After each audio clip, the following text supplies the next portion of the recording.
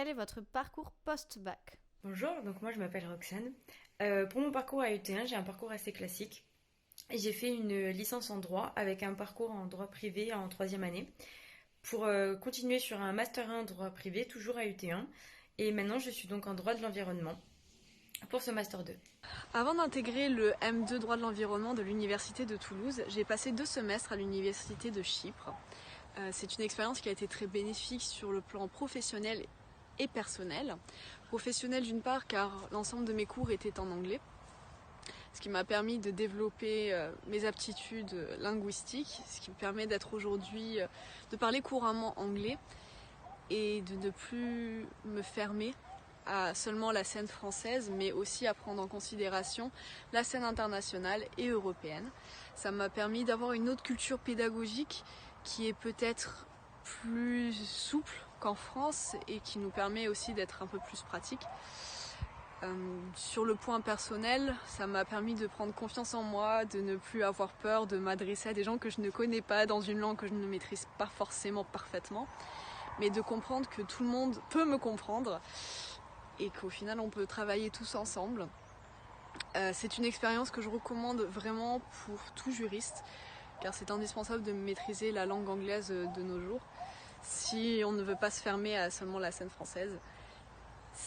Sur le plan personnel, ça a été une révélation et c'est quelque chose que je recommande. Que pensez-vous des langues à l'université? Donc pour ce qui concerne les langues à l'université, moi je sors d'un bac littéraire où j'avais en option donc littérature anglaise étrangère et anglais renforcé. Donc j'avais l'habitude de faire beaucoup de langues.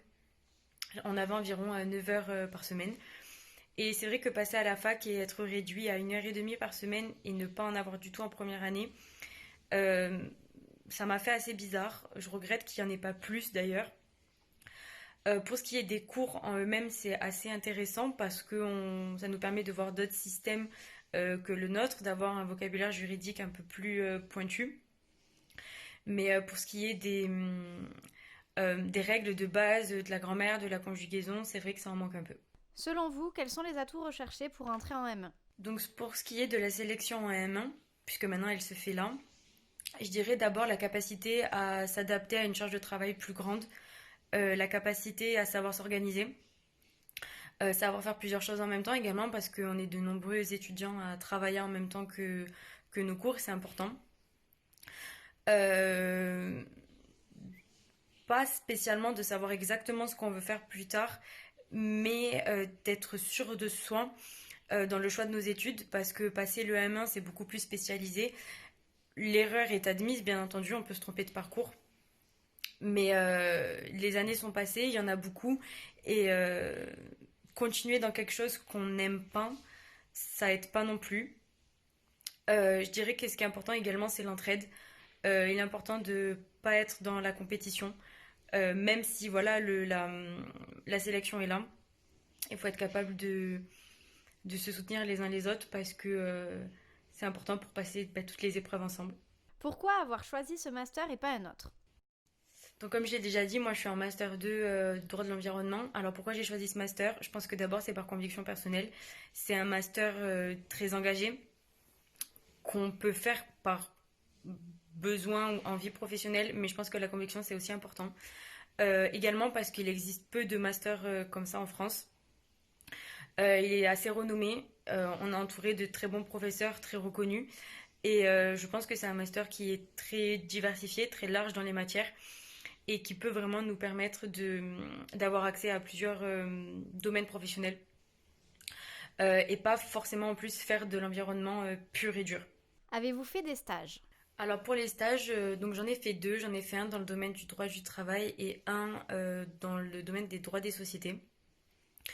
Qui n'ont aucun rapport avec ce que je fais maintenant, mais ça avait pour but de me convaincre dans mes choix, de m'aider à faire ces choix également. Je regrette pas du tout ces stages parce que ça m'a appris beaucoup de choses. Ça fait grandir également un stage. Et là, pour ce qui est du Master 2, je ne suis pas à la recherche d'un stage. Je me lance dans un mémoire. Euh, mais pour ce qui est de l'utilité des stages, effectivement, au-delà du fait que ça peut permettre d'être, donc, comme je l'ai dit, convaincu dans ses choix, Ça apporte également une vision du monde professionnel du droit qu'on n'a pas forcément en cours parce que voilà, mine de rien, on fait beaucoup de théorie. Et c'est important d'avoir une vision professionnelle, surtout une vision pratique de ce qu'on fait et de ce qu'on aimerait faire. Avez-vous fait un parcours en alternance? Bon, moi je vais vous parler de mon expérience relative à mes années d'alternance. Donc en effet, j'ai effectué sur mes 6 années de droit 3 années en alternance. J'ai commencé à partir de ma 3e année de droit, lorsque j'ai rejoint la formation juriste d'entreprise proposée par l'Université Toulouse 1 Capitole, que j'ai suivie jusqu'en Master 2 et qui m'a permis d'avoir 2 expériences dans 2 entreprises différentes, des compagnies d'assurance, et qui m'a permis de constater que l'alternance avait plein de points positifs. Pour commencer, c'est un super moyen pour allier la pratique et la théorie. Donc moi, dans ma formation, c'était environ 50% de présence en entreprise, 50% de présence à l'université, ce qui permet d'instaurer une dynamique très très intéressante et c'est très très stimulant de suivre ce rythme pendant les études. Ça demande de l'organisation, c'est vrai, mais c'est tout à fait faisable. Ensuite, c'est un super moyen aussi pour commencer à construire son réseau professionnel. Donc moi, j'ai construit de très bonnes relations avec mes collègues et avec mes tutrices de stage. Et je pense que c'est un super moyen pour s'insérer ensuite dans la vie professionnelle parce que ça nous permet d'avoir plus facilement accès à des offres d'emploi, à obtenir des lettres de recommandation de la part de ses anciens responsables, tuteurs, collègues. Et parfois, on peut même obtenir un poste à l'issue de l'alternance parce que certaines entreprises sont intéressées pour garder les jeunes qu'elles ont formés pendant leurs études. Donc ça, c'est génial aussi. Ensuite, l'alternance, c'est un super moyen pour se rendre compte de la réalité de la vie professionnelle et d'en apprendre ses codes. Parce qu'on y reste quand même assez longtemps, donc on s'insère, on s'investit dans la vie de l'entreprise ou dans la vie de la structure professionnelle qui nous accueille. Donc ça nous permet d'acquérir ces codes-là qui, je pense, sont très importants pour s'insérer par la suite dans la vie professionnelle. Ensuite, l'alternance, c'est aussi l'occasion de se spécialiser dans un domaine particulier. En effet, si votre formation est assez classique, très large, ça permet de donner une petite couleur à votre parcours étudiant et commencer à s'orienter vers un domaine qui vous intéresse plus qu'un autre. Par exemple, moi, ça a été les assurances. Pas forcément par intérêt, plus par opportunité. Mais c'est vrai que ma première alternance m'a beaucoup aidée pour obtenir ma 2e alternance parce que j'avais déjà une expérience dans ce domaine-là. Après, moi, à titre personnel, ces expériences en alternance m'ont aussi permis de me rendre compte que c'est pas vraiment ce que je cherchais dans ma vie professionnelle. Et je pense que ça m'a fait gagner du temps parce que je me suis rendu compte que je voulais pas forcément travailler à ce niveau-là et que j'avais envie de reprendre des études pour suivre quelque chose qui me convenait mieux. Donc aujourd'hui, je suis en master droit de l'environnement. Mais je pense que si j'avais pas fait d'alternance, je me serais peut-être pas rendu compte de tout ça, j'aurais peut-être un peu travaillé, je me serais peut-être un peu cherchée et j'aurais peut-être perdu un peu de temps. Donc pour moi, ça a été profitable à ce niveau-là, l'alternance. Et pour finir, l'alternance, c'est aussi un super moyen pour devenir indépendant financièrement pendant ses études parce que du coup, l'alternant reçoit un salaire tous les mois. Même s'il passe son mois entier à l'université, l'entreprise est tenue de le payer pendant ses temps de formation. Donc du coup, c'est un super avantage ça aussi.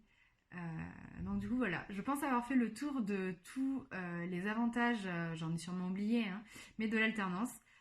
Je pense que ça apporte vraiment un plus par rapport à la formation initiale.